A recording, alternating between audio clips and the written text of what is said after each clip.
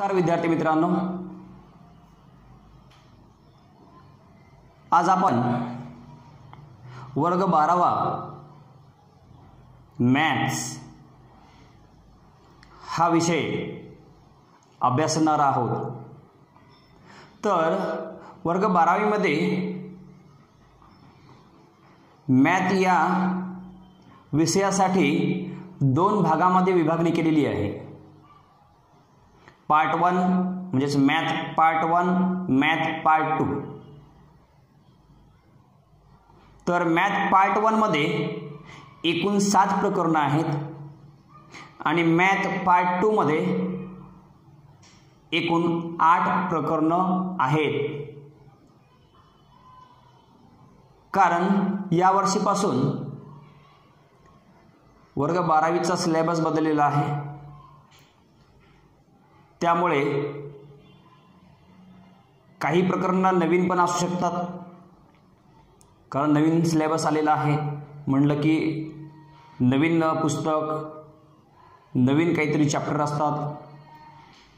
तर हे सर्व प्रकरणे आपण एकाएकानं म्हणजे 1 बाय 1 अभ्यासणार आहोत। तर आज आपण मॅथ फर्स्ट यामधील प्रकरण क्रमांक 1 हे अभ्यासणार आहोत। तर त्या प्रकरणाचं नाव आहे मॅथेमॅटिकल लॉजिक।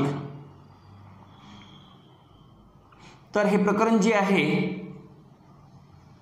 यामध्ये लॉजिक जो आहे हा शब्द महत्त्वाचा आहे बघा। Mathematical logic, see here chapter first mathematical logic means mathematical logic, गणितीय तर्क म्हणू आपण थोडक्यात। आता लॉजिक जो आहे, लॉजिक जो शब्द आहे हा शब्द लोगोस,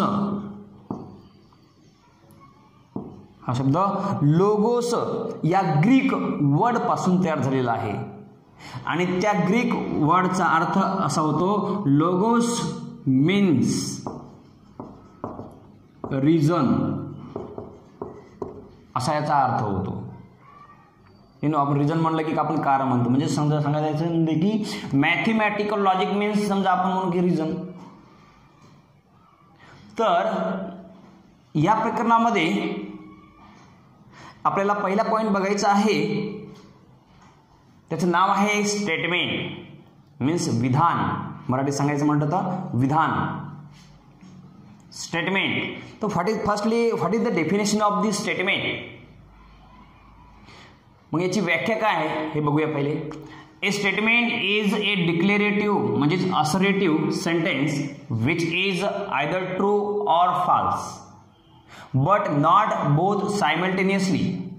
बघा व्याख्या काय म्हणते, बघा व्याख्या सांगायचं म्हटलं तर विधान अशाला म्हणायचं आहे की डिक्लेरेटिव्ह सेंटेन्स म्हणजेच अज्ञार्थी वाक्य, विच इज विधान जे आहेत, विधानाचे जे वाक्य असतात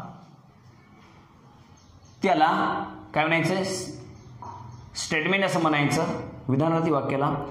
which is either true or false, जे की कसे असले पाहिजे, एक तर सत्य किंवा असत्य असले पाहिजे, बट नॉट बोथ सायमल्टेनियसली, परंतु दोघेही एकाच वेळेस नाही, सत्य आणि असत्य दोघेही एकाच वेळेस नाही, means true or false at a time येणार नाही, एक तर ट्रू येईल और एक तर फॉल्स येईल, बट नॉट सायमल्टेनियसली म्हणजे एकामागे एक दोघे येणार नाहीत त्या स्टेटमेंटमध्ये। तर अशा प्रकारच्या विधानाला काय म्हणायचं आहे, अशा प्रकारच्याला काय म्हणायचं आहे, स्टेटमेंट असं म्हणायचं। अशा प्रकारच्या बघा सेंटेन्सला म्हणजेच वाक्याला काय म्हणायचं आहे, स्टेटमेंट असं म्हणायचं। ही झाली व्याख्या। तर स्टेटमेंट जी आहे, statements are denoted by P, Q, R and so on. जर स्टेटमेंट दाखवायचे असतील तर P, Q, R इंग्रजी लिपीमधील स्मॉल जी लिपी आहे, इंग्रजी लिपीतील स्मॉल आपण म्हणतो छोटी बाराखडी म्हणतो आपण इंग्रजीतली, तर ती जी आहे ही आपण वापरली जाते किंवा या ठिकाणी वापरली जाते. तर बघूया आपण याच्यावर उदाहरण. या व्याख्येची पूर्तता करणारे उदाहरण कसे असतात ते बघूया आपण. तर first I take here example. First, sun rises in the east. बघा, सूर्य पूर्वेस उगवतो. बघा वाक्य, sun rises in the east बरोबर आहे. वाक्य कसं आहे? सत्य आहे. बघा, ट्रू वाक्य आहे, सत्य आहे, बरोबर आहे. सन रायजेस इन द ईस्ट. मग हे जे आहे हे स्टेटमेंट ट्रू आहे, फाल्स आहे का सोबतच? नाही. ट्रू किंवा फाल्स म्हणते, व्याख्या काय सांगते? बट ट्रू किंवा false, but not both simultaneously. म्हणजे कसं आहे वाक्य? ट्रू आहे म्हणजे एकच आहे, ट्रू आहे. म्हणजे what is this? These are the statement. म्हणजे आपल्याला सांगता येते इट इज ए स्टेटमेंट. हे काय आहे? वाक्य आहे. काय? वाक्य आहे. Second number, 5 × 2 = 11. बघा, 5 × 2 = 11 नाही होत, 10 होते. आपण समजा गुणाकार केला तर 5 × 2 म्हणलं 10 होतात. पण तिथे काय म्हणते? 11 म्हणते =. बघा, वाक्य आहे. Firstly these are the statement, but this statement is false statement. म्हणजे फाल्स आलं. बघा, दोघांपैकी एक म्हणजे फाल्स आलं. दोघे आले का ॲट टाइम? नाही, म्हणजे false. These are the statement. Then third is every triangle has 3 sides. बघा, प्रत्येक त्रिकोणाला 3 बाजू असतात. पुढचं उदाहरण बघा, प्रत्येक त्रिकोणाला 3 बाजू असतात का? बरोबर आहे. मी स्टेटमेंट कसं आहे? करेक्ट आहे, म्हणजे ट्रू आहे. फर्स्ट स्टेटमेंट आहे, त्यानंतर कसं स्टेटमेंट आहे? ट्रू स्टेटमेंट आहे. These are the example.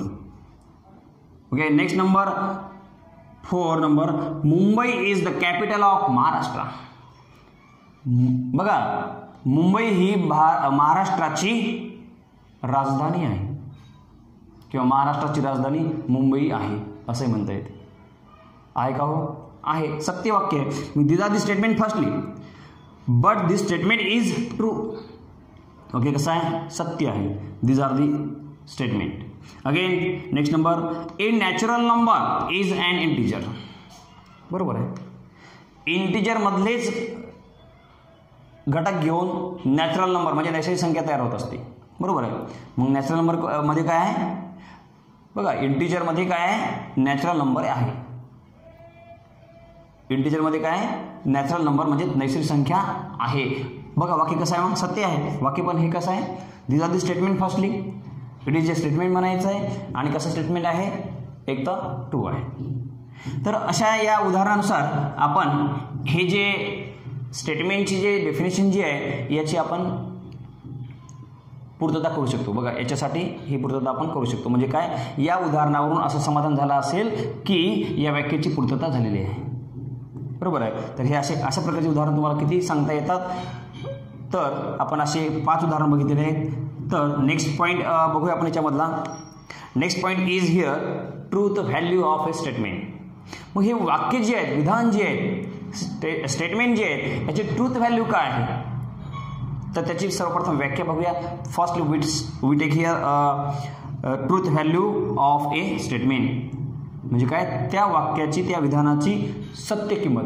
Truth value काय आहे? First definition, a statement is either true or false.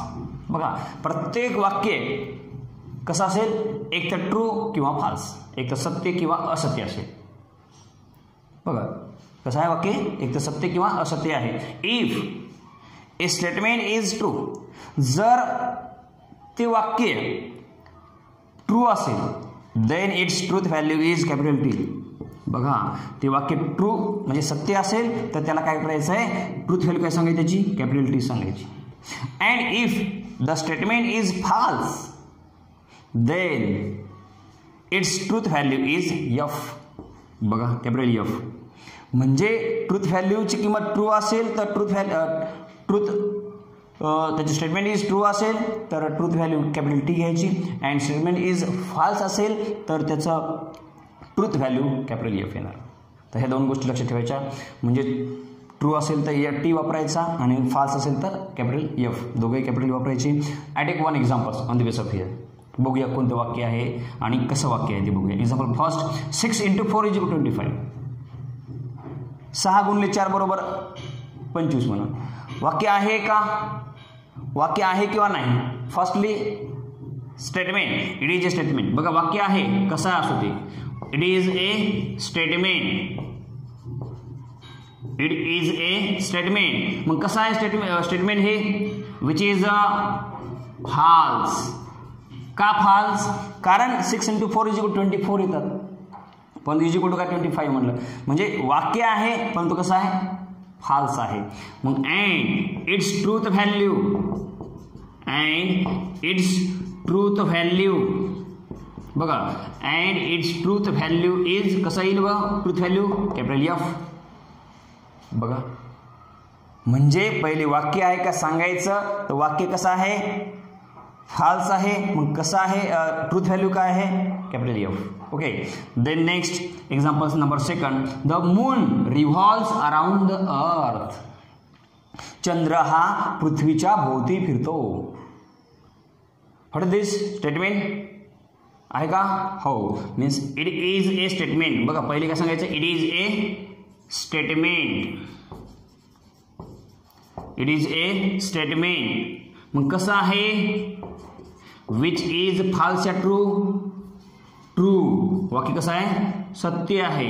मग काय, which is a true and its truth value is T, and its truth value is T. तर तुम्हाला अशा प्रकारे बघा याचं हे वाक्य कसं आहे, ट्रू आहे, सत्य आहे. सत्य आहे म्हणून ट्रूथ व्हॅल्यू काय येईल त्याची, कॅपिटल T. बघा तर so many examples in this way we take in another practice set. Okay.